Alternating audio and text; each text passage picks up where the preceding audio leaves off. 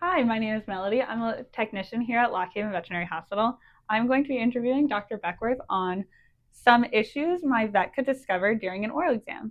The first question is, what is the vet looking for during a dog dental exam?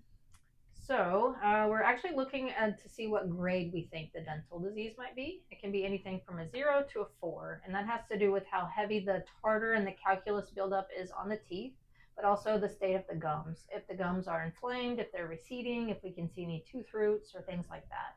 Basically, looking for evidence of infection, which is periodontal disease. What does a healthy dog mouth look like? So healthy teeth are generally white and clean, not a heavy layer of like yellow or brown tartar or calculus. And the gums are pink. They're not red or inflamed, and they actually line up right along the edge of the crown. What kind of dental and oral problems can dogs have? Well, we just mentioned like gingivitis is the inflammation of the gums. That's the first thing that a lot of people will see is that the gums are inflamed. But advanced sort of disease is what we call periodontal disease, which is where plaque and tartar laden with bacteria are sitting on the teeth and they're actually causing infection along the gum and then the root of the tooth.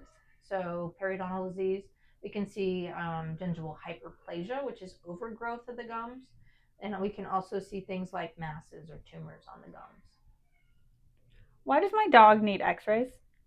So the dental x-rays are in place because we can't see what's below the gum line without the x-rays.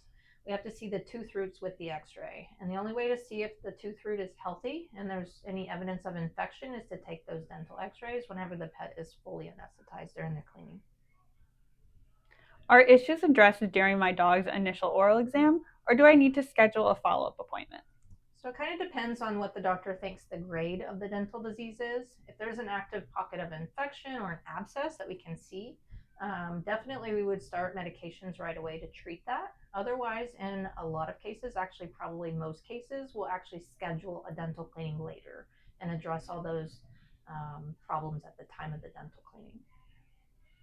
Why would my dog need extractions? So extractions are recommended and well necessary if we actually have a pocket of infection around the tooth root. So basically, if we have stage 3 and 4 periodontal disease, that means that the tooth root, the ligament has already become infected, and that tooth has to be removed. And so, basically, advanced periodontal disease.